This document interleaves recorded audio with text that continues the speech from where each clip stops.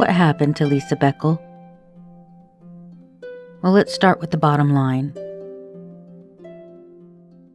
There aren't any good suspects in Lisa Boeckel's death case, and that's why her case has languished for years with no real conclusion. We can't even say for certain whether this is a homicide case or some type of accident that led to her tragic death. If we look at what happened and took everything at face value, what we have is an 18-year-old girl who, on the spur of the moment, planned a date with a random guy that she had only met hours before at a stoplight in Bradenton. There was drinking involved, and then some type of misadventure occurred that ended with her drowning. But there are a great many details that seem to muddy the water. Torn clothing, unexplained needle marks in her arm, how or why she would have gone into the water in the first place.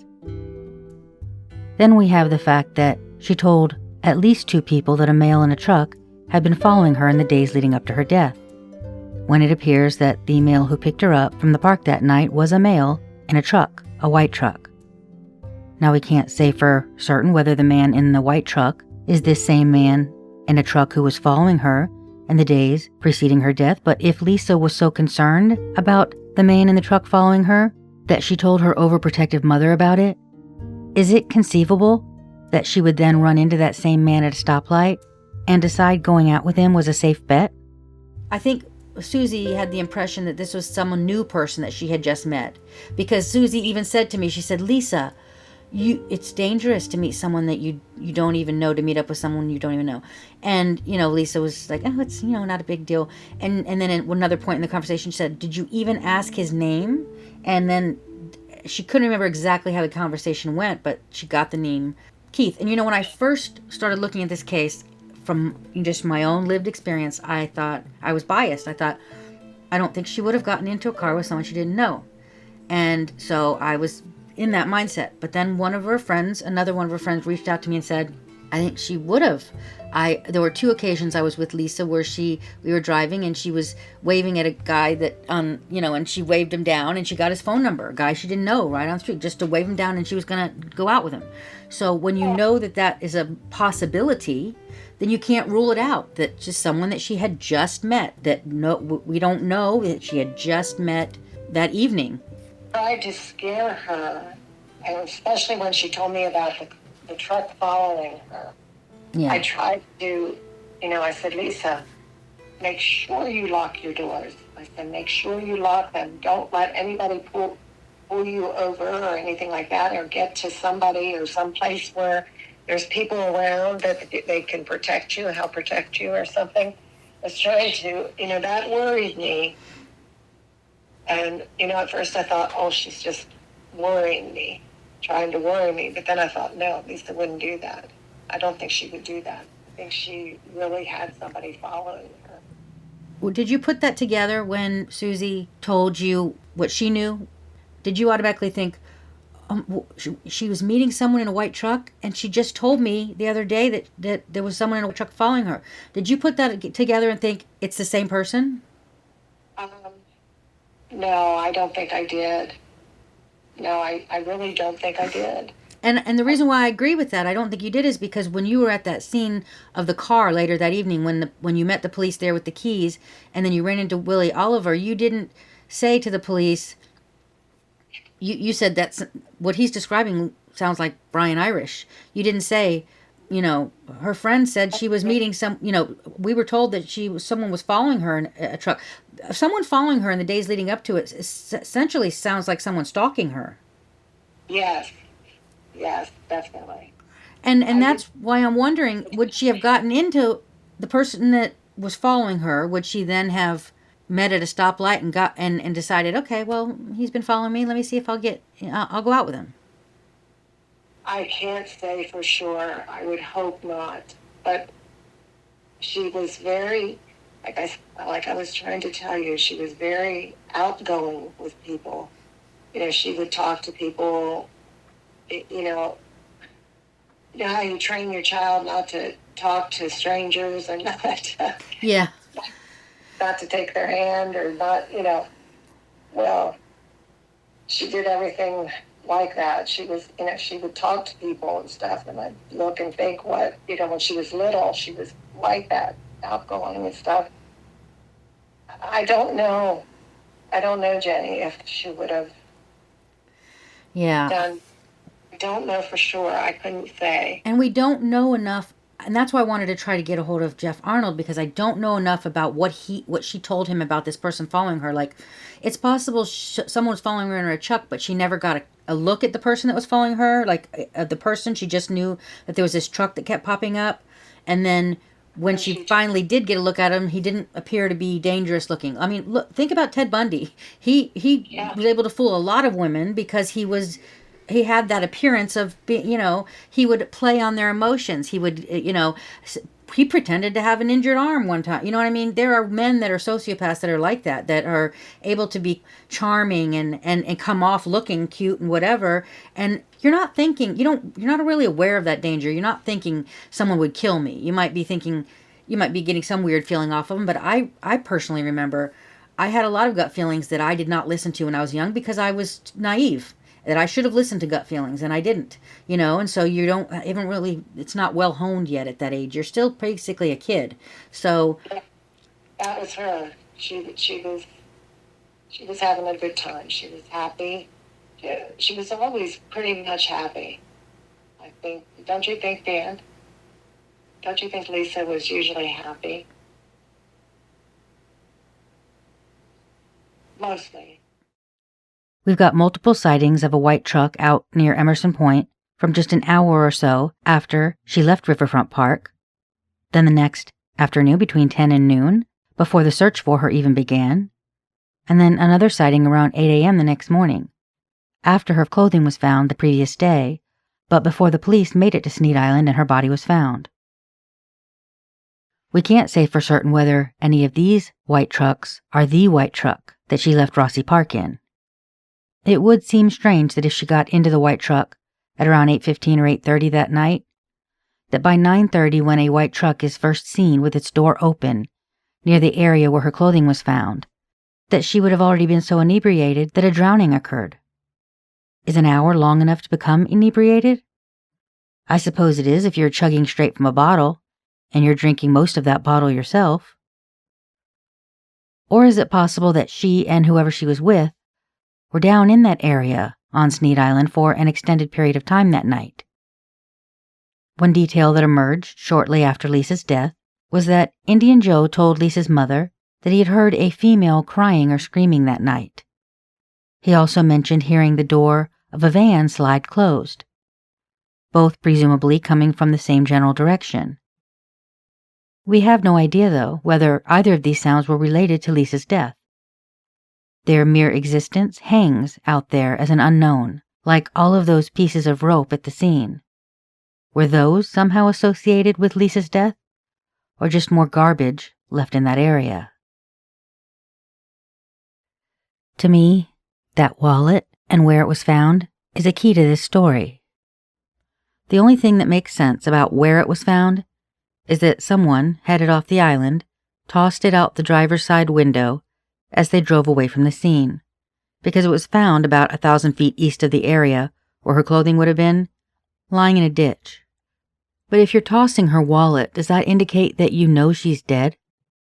And why just toss the wallet if you have her whole purse in your car, and what you're trying to do is distance yourself from anything that can connect you to her? Remember, Lisa's purse and the keys to her car that was left at Rossi Park were never found. That makes me wonder if her purse was even with her out near Emerson Point that night, in the vehicle of the person who left her, or if she left it elsewhere. It wasn't found in her car. Mr. Oliver, the witness at the park, didn't mention seeing her with a purse. It's also possible that it was also tossed somewhere else on Sneed Island, just like the wallet, but it was never found. It could have landed in the water and sunk to the bottom.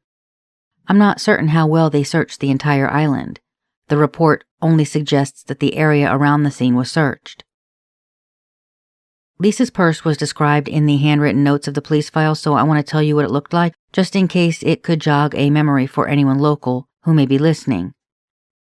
So the purse had 2 hoops, black, described as plastic or vinyl, and the body of the purse was patchwork-like with some rust color included. I remember those kinds of purses being popular back then. The handles were like hoops and they were hard, like big circles, and then the bag itself was sewn around the hoops. Does this ring a bell for anyone? There were no signs of struggle at the scene. We now know that the condom is basically trash, unrelated to Lisa's death. Unless there was a group of people out there that night, one of which was another female, which seems less likely considering not a single person came forward to say that they were with Lisa that night. And the general rule is that the more people you add to any secret, the more likely it is that that secret will come out. There's a higher chance of someone talking, the more people there are to talk. But without that condom, we don't have a scene that has an implicit consensual encounter attached to it. What we have is a woman with no clothing on who drowned. And she got out there somehow, taken by someone for some unknown reason. Could there have been a sexual encounter that night? Sure. But there was no physical evidence to suggest that. A rape kit and exam was done, but she was found in the water, so even if bodily fluids existed, the water may have washed them away. But the area is the thing that I keep focusing on. Were Lisa and her companion or companions headed out to Emerson Point, but they stopped for some reason? One witness saw the truck stopped. He thought around 9:30 with the driver's door open, but the car was facing east, in the direction headed off the island. The next witness said he saw a white pickup truck that he thought was a Ford at around 9:30, around the same time frame, about a quarter to a half mile from the point. And it was driving east. Given the direction of the vehicle in both of these sightings, and the fact that this is a one-way in, one-way out road, that white truck had to have been headed west or toward the point at some time, and then turned around somewhere to head in the other direction. So how far did that white truck get? Did it ever make it all the way out to the point before turning around? Is it possible that they did make it out to the point, but they were just never seen? But there were people out there around this time, around 9:30, given that we have at least 2 witnesses that saw the white trucks. An hour later, around 10:30, when that second witness was leaving Emerson Point, he saw a white male, 5'10 to 5'11, 165 to 170 pounds, with a hat, a cap, t-shirt, and a pair of jeans, standing near the edge of the water looking back as if he was looking for something or someone. This person was standing near the curve where the body was found, according to this witness. And this curve that he is speaking about would have been further down the road, further east, than where her clothing was actually found.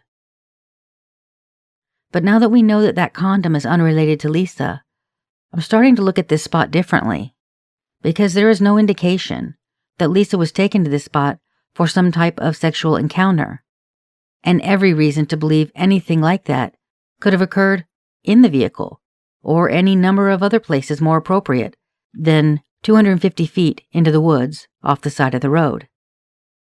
I'm starting to wonder if there are other reasons why the driver would have been stopped at that point in the road, facing east when they were headed off the island. Did Lisa ask him to stop? Maybe she felt like she was going to throw up. That's not out of the realm of possibility given her state of inebriation. Maybe she had to pee.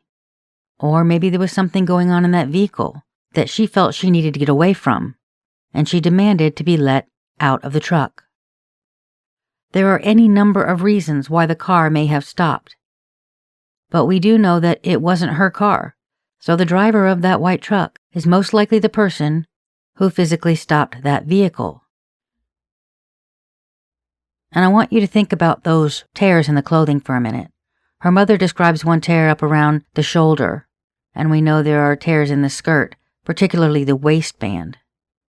What if Lisa did demand to get out of the truck and open the door, and the driver with his right hand grabbed her shirt and it ripped, grabbed her waistband and it ripped, and that's how her clothing got ripped? That still wouldn't explain, though, how her clothing was then completely off her body when she was found. Now a word about the man in the white truck. Let's say, for the purposes of this scenario, all of the white truck sightings in that area of Emerson Point on that Friday night near the scene are the same white truck. What if every sighting was the same person looking for Lisa? Someone who knew she was out there somewhere because either he left her out there, or maybe even someone else told him that he'd left her out there. Someone who, by Saturday, had begun to panic because her car was still at Rossi Park, right there where Lisa had walked away from it the night before when she left with him. That's one scenario. Someone went out there with her, something occurred, and for whatever reason he left her out there. Someone who knew that he had screwed up, and screwed up so bad that it's something that could never be fixed. And so that first instinct is to distance himself from anything that had to do with Lisa Boeckel, and anything to do with what happened to her. Later, or maybe the next day when he realized her car was still at the park, he went back to look for her and he panicked. If you're the person that I'm talking about, the person that I'm talking to, the man in the white truck, the last person who was with Lisa Boeckel that night out near Emerson Point, where her body was found floating in the water, if something happened that didn't involve murder, maybe an accident, I'd like to encourage you to come forward. I can't say, and police can't say that a murder occurred here. We don't know what happened. But what we do know is this. An 18-year-old girl with all of the potential that every one of us had at that age died. And those who loved her, those who knew her, those who deserve to know the truth, continue to live with unanswered questions. Please, don't be the person who keeps them from getting those answers out of a simple and base concern for yourself, afraid of what could happen if you tell what you know. We all have to be better than that. Every single one of us has to be better than that. And most of us have done things while drunk that we would not likely do when sober. So there remains the possibility that whatever occurred amounted to an accidental death. Maybe she was drunk and she did jump into that water. Or you guys went skinny dipping and something happened, and then you left. Frankly, I am gutted to say that that's the best we can all hope for. And that is truly shitty. But do you know what would be even shittier? To leave her family and friends wondering for the rest of their lives if it was something even more horrific. Because that is what they're doing, you know, every time they think of her. Scrolling through all the various evils that girl that they adore may have endured in her final moments. That is what they're doing. They're thinking about the horrible possibilities, and those visions are sliding through their minds with the jagged harshness of a faded reel-to-reel movie that ends with that unsettling flap-flap of film strip slapping against the machine as the tape escapes the spool. So many of you guys reached out begging me to solve this case, but I can't do that. It's not my job, I'm not qualified, and it is not even within my power to do it. The only people who can do that are the people who know who Lisa Boeckel met that night. And that's either a random person she just met in Bradenton at a stoplight, or someone she already knew, and Lisa lied when she spoke to her friend Susie about who she was meeting. I can certainly envision a scenario where she would have lied if she didn't want it getting back to her mother who she was with, that it was someone that she knew, maybe someone that was supplying her with alcohol that night. So now I'm talking to you again, whoever was with Lisa Boeckel that night, because I think it was probably someone local to the area at that time, someone who has been burdened with what happened since then, and may very well be listening. If this was an accident, I have got to assume it's something that you have thought about often over the years. If this was an accident, I have got to assume that you wish you could go back and handle things differently. If this was an accident, I have to assume that you are a better person today than you were when you left Lisa out there that night. And I have to assume you would take it all back in a second if you could.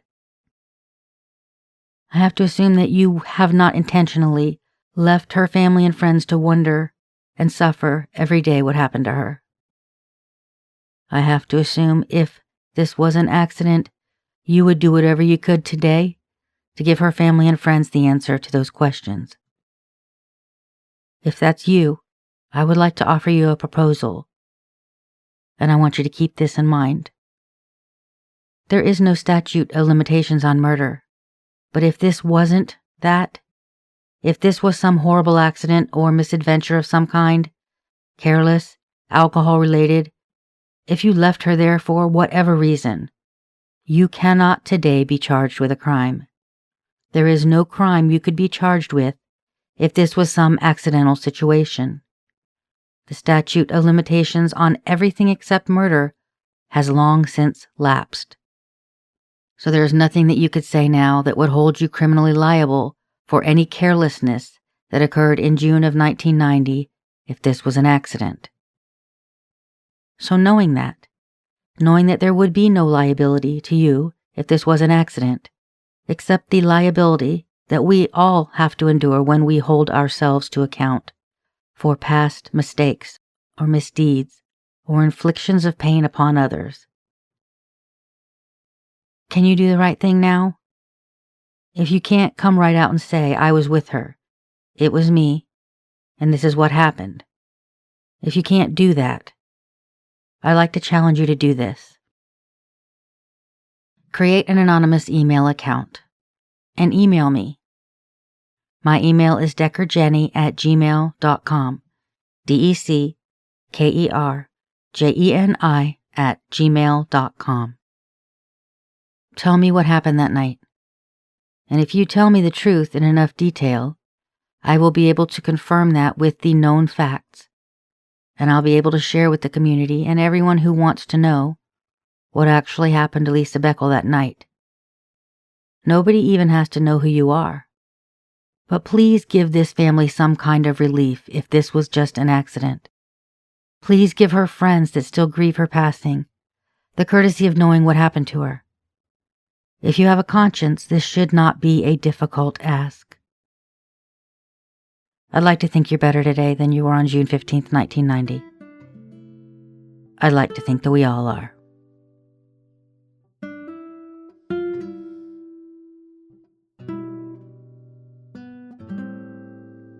I was given the opportunity to review a journal of sorts, written in Lisa Boeckel's own hand, over a short period of time at the end of 1987 when she was in high school, a couple years before she died.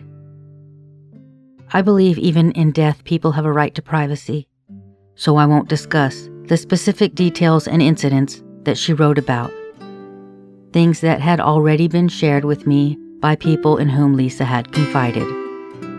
But I will tell you what I gleaned about Lisa from them. There were people around her who did not protect her soul.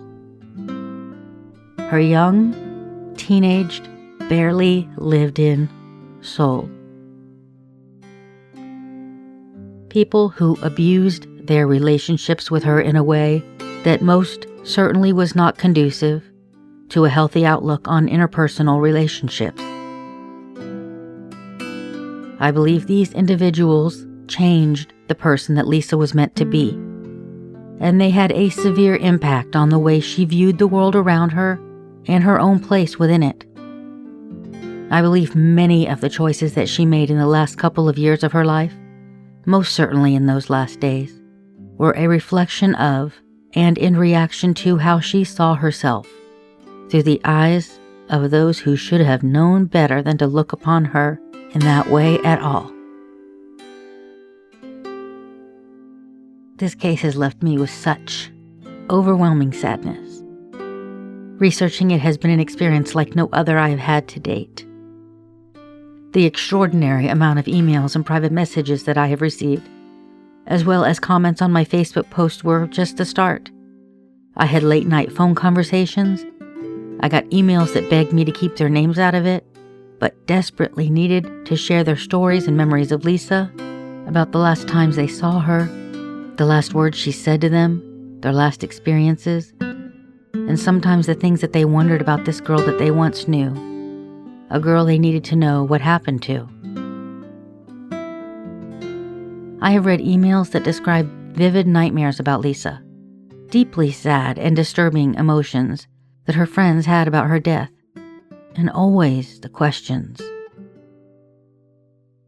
Too many of them described what amounted to, in my layperson's opinion, survivor's guilt, telling me their personal what-ifs, wishing they'd been with her that night, blaming themselves for something that was well beyond their control. Unsolved death cases are like a cancer that metastasizes through families and communities, leaving sadness and regret in its wake. People blame themselves, they blame others. This story isn't just Lisa's story, it's a universal one to cases that go cold when all that's left is a huge case file, unanswered questions, and nights when friends and loved ones close their eyes and cannot bear what they see, when the images in their minds transform into that hellscape that are the what could have happened scenarios. What happened to my daughter? What happened to my friend? What happened? It's unspeakably heartbreaking. Very often the why goes unexplained, but in those cases at least we know what occurred. But when you don't even know what happened, the whys aren't within your grasp. There is one fact that is indisputable. Someone, at least one person, knows what happened to Lisa Boeckel that night. So I'm asking for her friends. I'm asking for her family. I'm asking for Lisa. Don't abandon her again. I just hope and pray that there is closure, for her mom's sake, because, she didn't deserve that. No. And she was a good soul. If you have any information about the death of Lisa Boeckel, please contact the Manatee County Sheriff's Office at 941-747-3011, extension 2526. Music this season courtesy of Blue Dot Sessions. Thank you all for listening.